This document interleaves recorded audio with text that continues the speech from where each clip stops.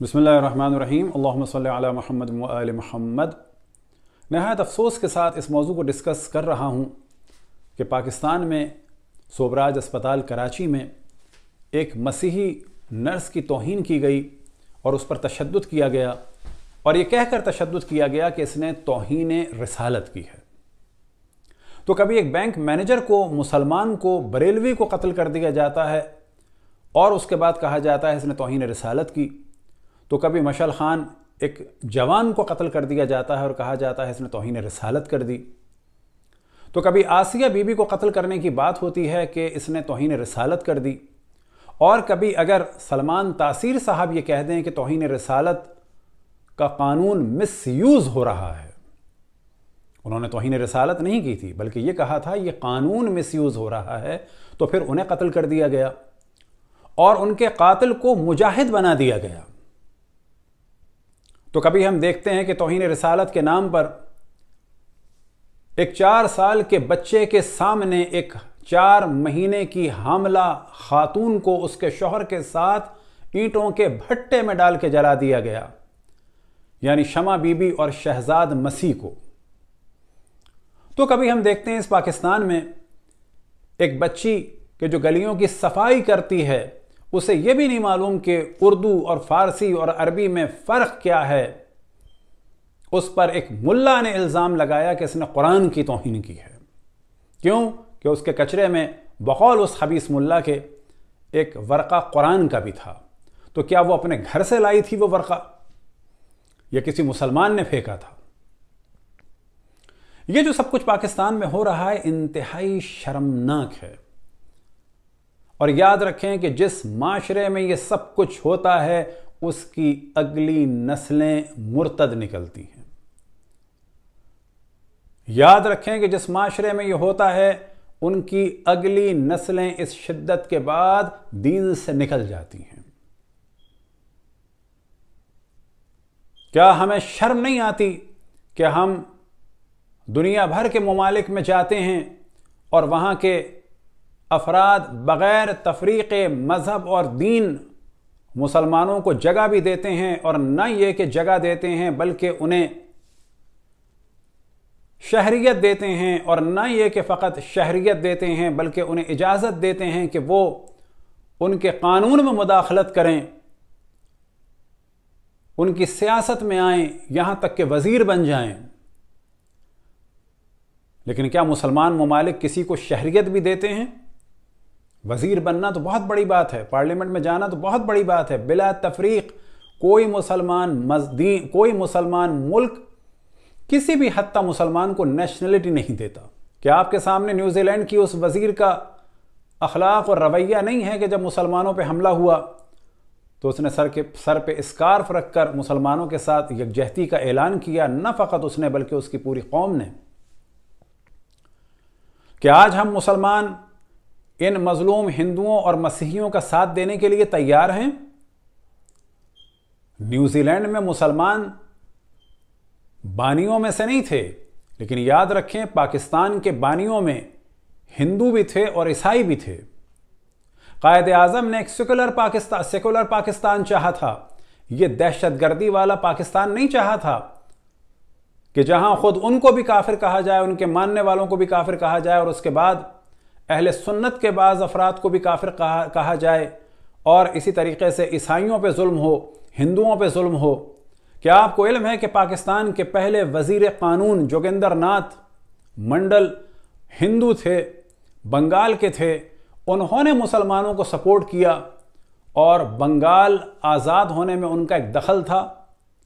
लेकिन जब पाकिस्तान बना तो कायदे आज़म ने तो बिला शक उनका एहतराम किया, वो पाकिस्तान के पहले वज़ीर कानून बने।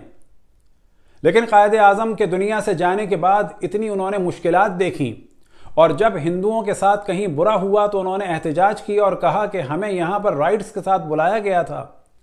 लेकिन एक वक्त आया कि उन्हें पाकिस्तान छोड़ना पड़ा, और 1950 को वो वापस इंडिया चले गए, और इंडिया में जो उनका हाल किया गया क्योंकि वो पाकिस्तान का नाम लेके गए थे। क्या आपको इल्म है कि पंजाब पाकिस्तान के हिस्से में कब आया? कि जब इलेक्शन हुए तो कास्टिंग वोट था किसका? SP सिंघा का। کون ایس پی سنگھا کہ جن کے نام کا پاکستان میں ٹکٹ بھی بنا؟ دیوان بہادر ستیہ پرکاش سنگھا، کہ جو انڈیا اور پاکستان کے پنجاب کے آخری اسپیکر اور پاکستان کے پنجاب کے پہلے اسپیکر تھے۔ ہمیں ہر دین کا اور ہر مذہب کا احترام کرنا چاہیے۔ جس شدت کی جانب پاکستان اور تمام اسلامی ملک جا رہے ہیں، یاد رکھیں اسی شدت سے لوگ اسلام سے نکلیں گے۔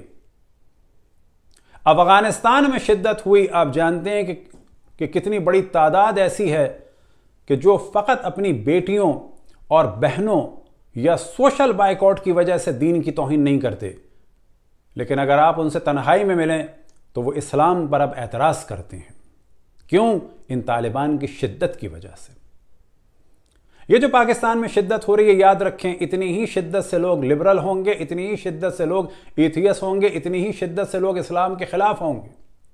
یہ تمام لوگ جو اسلام کے نام سے شدت پسندی پھیلا رہے ہیں، یاد رکھیں کہ یہ کہ مسلمان نہیں ہیں بلکہ مسلمانوں کے بدترین دشمن ہیں۔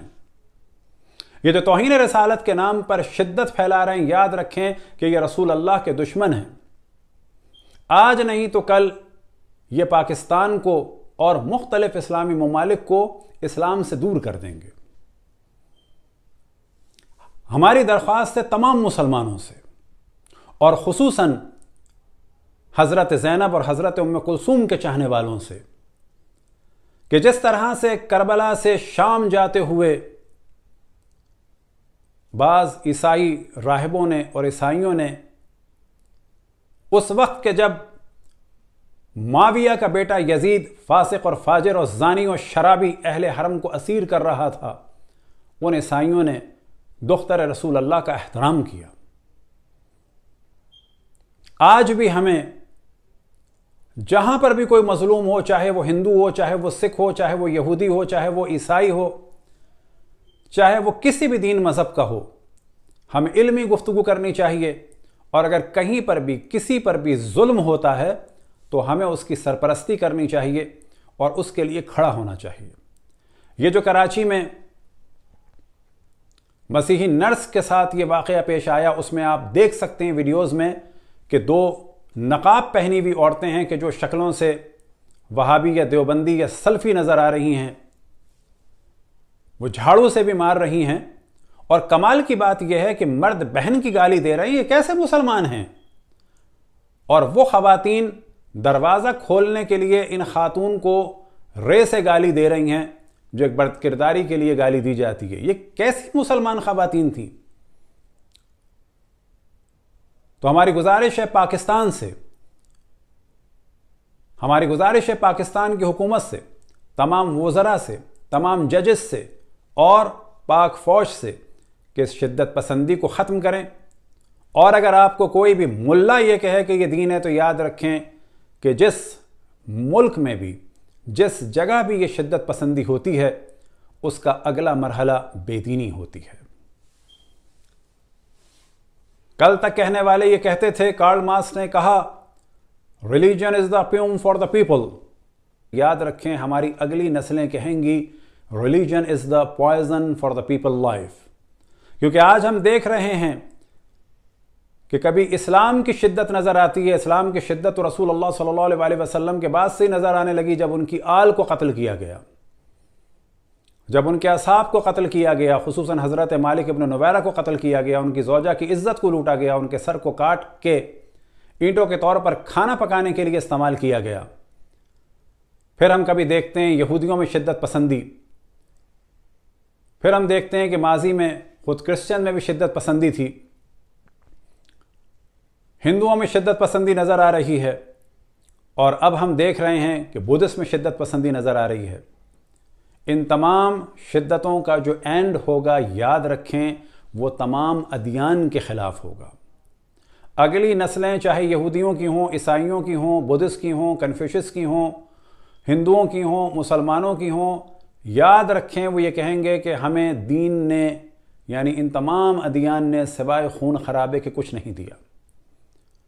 ہم سب کو چاہیے کہ اگر دین کا دفاع کرنا ہے تو ہم سب دیندار رحمت کا جلوہ دکھائیں، قتل عام کا جلوہ نہ دکھائیں۔ اور ایک بات میں بیان کروں کہ جو توہین رسالت کی بات بعض دفعہ بعض نان مسلم کے ساتھ ہوتی ہے، اس کی ایک وجہ کیا ہوتی ہے کہ جب انہیں تبلیغ کی جاتی ہے کہ تم مسلمان ہو جاؤ تو آپ تو ان کے نقائص بتا رہے ہیں، لیکن جب وہ آپ کو آپ کے نقائص بتانا شروع کرتے ہیں چاہے وہ بے شک غلط ہوں تو آپ کہتے ہیں انہوں نے توہین کر دی۔ آپ کو آفت کیا آئی انہیں تبلیغ کرنے کی جب آپ سن نہیں سکتے؟ ہماری ذمہ داری ہے اگر کسی دیندار کو کسی بھی دین کے ماننے والے کو اگر ہم تبلیغ کرتے ہیں، اگر ہم اسلام کی پازیٹیو چیزیں بتاتے ہیں، اگر اس کے دین کی نیگیٹو چیزیں بتاتے ہیں تو دوران ڈسکشن ہم میں بھی اتنی طاقت ہونی چاہیے کہ اگر وہ ہمیں اسلامی پرسنالٹیز کی کوئی ویک پوائنٹ بتائے یا اسلام کا ویک پوائنٹ بتائے تو ہم سنیں اور سننے کے بعد لاجیکلی جواب دیں۔ یہ جواب کافی نہیں ہے کہ تم نے اسلام کی توہین کر دی، واہ ویلا، تم نے رسول اللہ کی توہین کر دی، واہ ویلا۔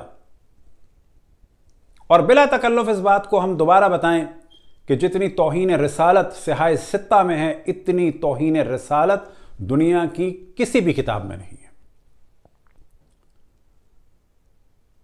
ہمارا کام ہے کہ تمام ادیان کو اس بات کی جانب دعوت دیں کہ اپنے نظریات کو لاجیکلی ڈسکس کریں، شدت پسندی کے ساتھ ڈسکس نہ کریں۔